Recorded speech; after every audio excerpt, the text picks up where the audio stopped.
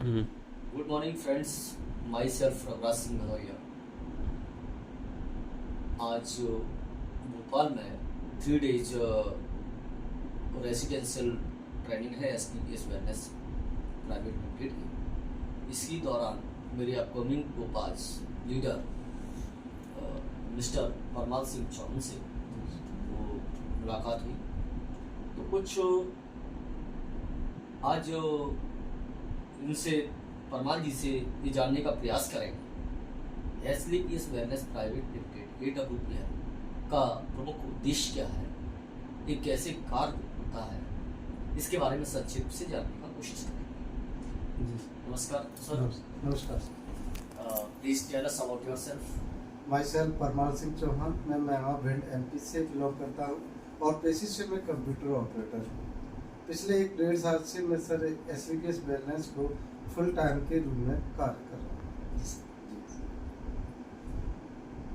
Sir, लोगों का एक प्रश्न और है, जानना चाहते हैं ये SPPS वेलनेस प्राइवेट लिमिटेड ये भारत में कब से कार्य कर रही है और इसका प्रमुख उद्देश्य क्या है?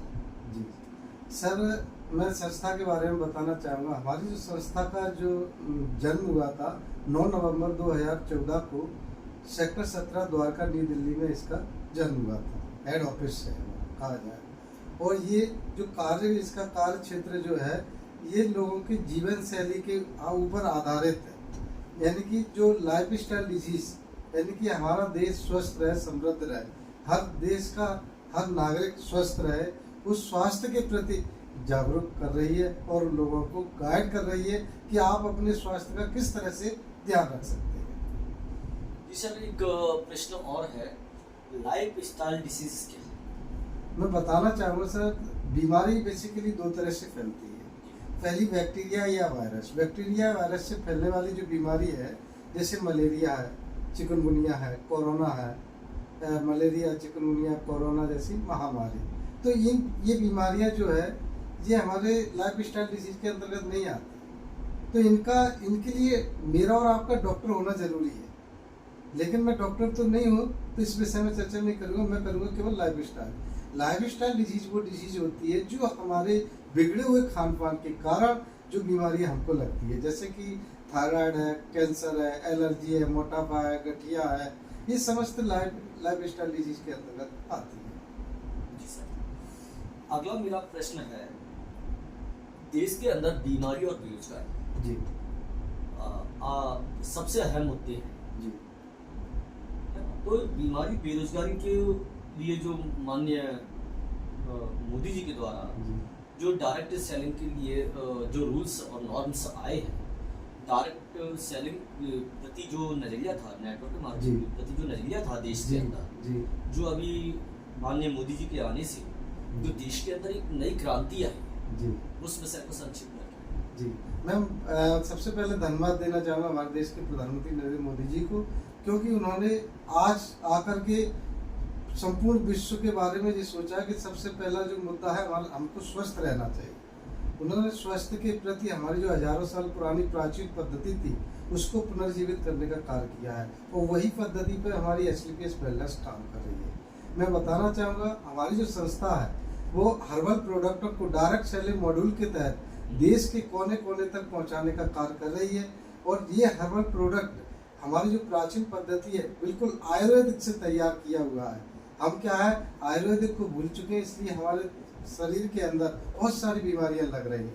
यदि हम इनका सहारा लेकर के जीवन यापन करें तो मेरा विश्वास है आज भी हम 100 साल तक जी सकते हैं और स्वस्थ रह सकते हैं। रही बात बेरोजगारी और बीमारी की, डायरेक्ट सेलिंग मॉड्यूल के तहत मैं ये बताना चाहूँगा कि जो आज बेरोजगारी जो है, सरकार हर व्यक्ति को रोजगार नहीं दे पा रही।